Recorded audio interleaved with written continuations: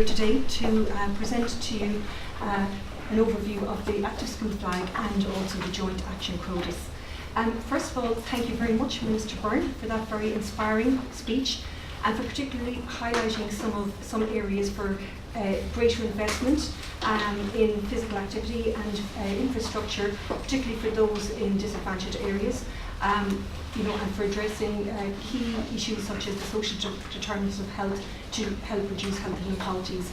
And thank you also for highlighting the greater need for cross-collaboration at European level to address chronic diseases. So we thank you for that. So it gives me great pleasure to present, first of all, on the overview of the very packed programme for the next day and a half.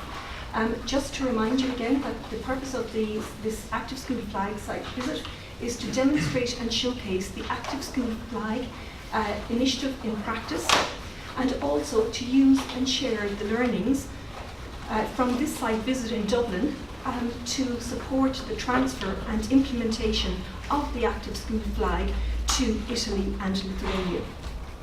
And sorry, before I go any further, I should also remind myself and remind speakers that we have some participants who don't have English as a first language, and I might just ask speakers to try and speak coherently and slowly, and that's the biggest reminder for myself to do that. So thank you for that. I should also just stress before we begin, particularly those CHRODIS partners, the visiting CHRODIS partners, to make the most of the next day and a half.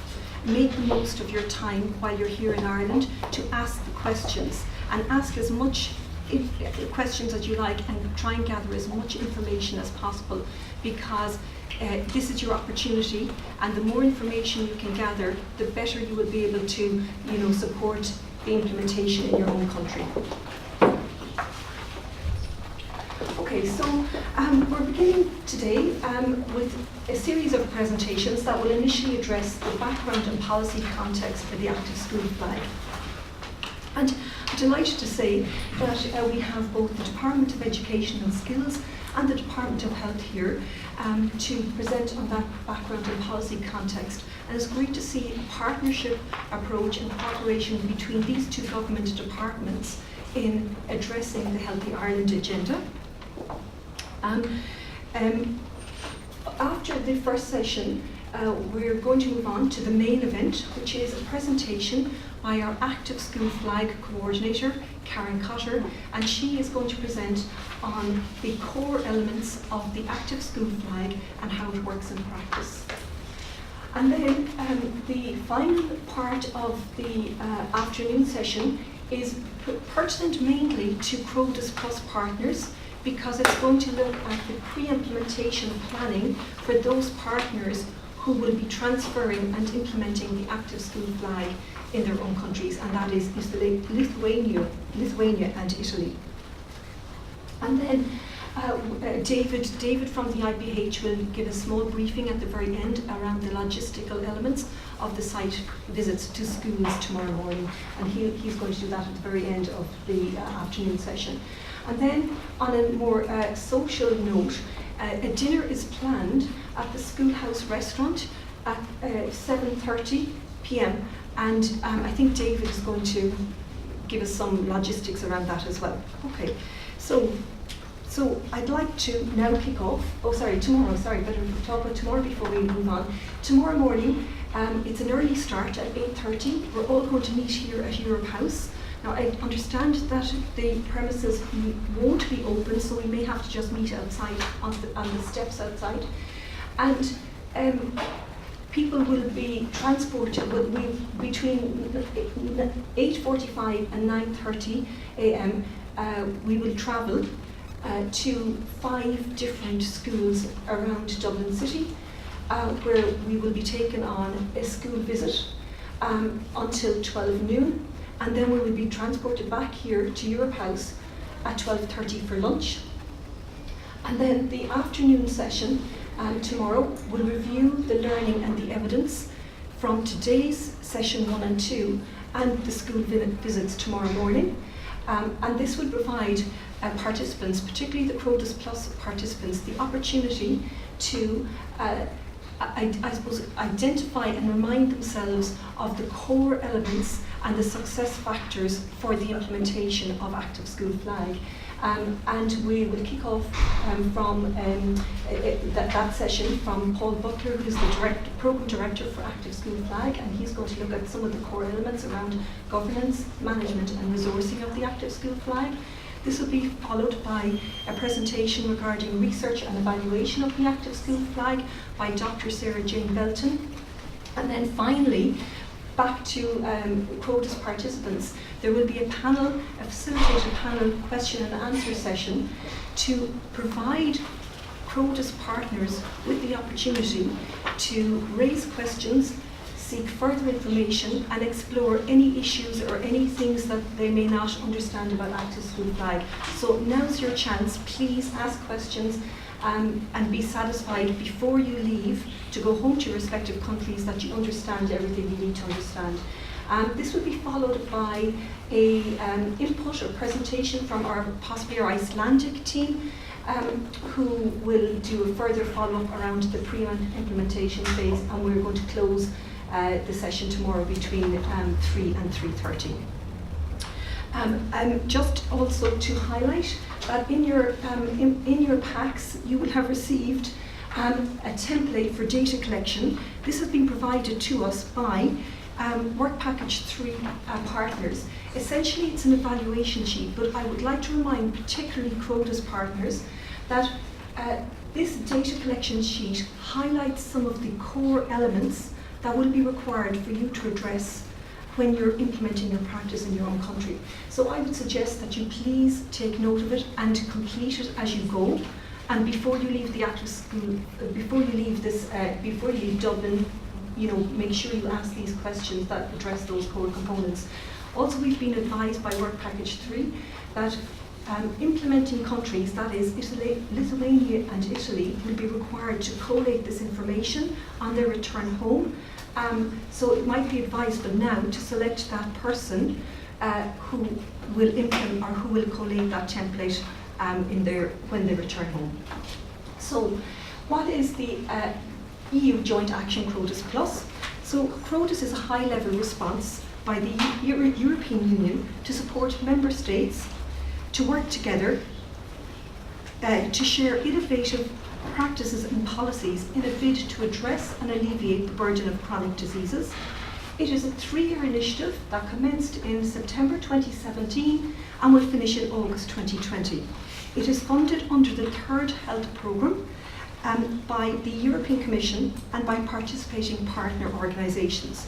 There are 42 partner organisations involving from 21 countries. And essentially, the Joint Action CHRODIS initiative supports member states through cross-national initiatives to alleviate the burden of chronic diseases. Now, since chronic diseases affect 8 out of 10 people over the age of 65 in Europe, reducing the burden of these chronic diseases such as diabetes, cardiovascular disease and cancer is a key priority of EU member states, both in member states and also at EU policy level. Chronic diseases, as Kate already outlined, cost the EU economy €115 billion per annum, and significant amounts of healthcare budgets across Europe are spent in treating chronic diseases. So the aspiration is a health-promoting Europe free of preventable chronic diseases, premature death and avoidable disability.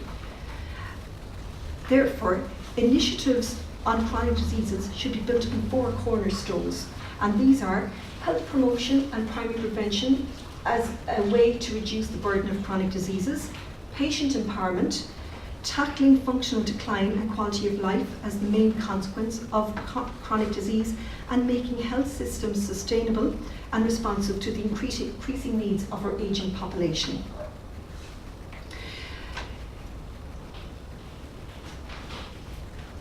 So the overall goal then, or the objectives of CHRODIS in tackling the burden of chronic diseases is through implementing and testing best practices, tools and policies, so sharing the learnings and the experiences gained through these implementation projects, and supporting integration into national policies and sustainability. So the countries that, and in order to do this and to achieve this, a total of 42 beneficiaries from 21 countries, and you can see some of these countries, will collaborate to implement these pilot implementation projects. They will generate practical lessons that can contribute to the uptake of CHRODIS results. And practices to be implemented are based on a collection of policies and strategies and interventions that have been previously started in the last joint action called CHRODIS. Okay, so these are the 42 beneficiaries in CHRODIS Plus, and we can see here from Ireland there are 2 beneficiaries: the Health Service Executive and the Institute of Public Health. The structure then of CHRODIS is integrates the work of 8 work packages in total. The first 3, work package 1, 2 and 3, are concerned with coordination, communication and evaluation for the entire initiative. And this work then supports the 5 core work packages. Work package 4 is about integration and at national policy level. Work package 5 is concerned with health promotion and primary prevention of chronic diseases. Work package 6 is concerned with multi-morbidity care models. 7, fostering the quality of care, and 8 relates to chronic diseases in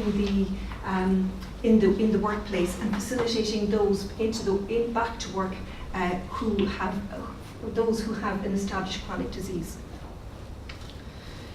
So the other thing I should stress is that the CHRODIS then there is an executive board comprising of all work package leaders and a governing board which comprises representation from each Ministry of Health of every member state, and this is key to ensuring integration and sustainability into individual national policies at country level.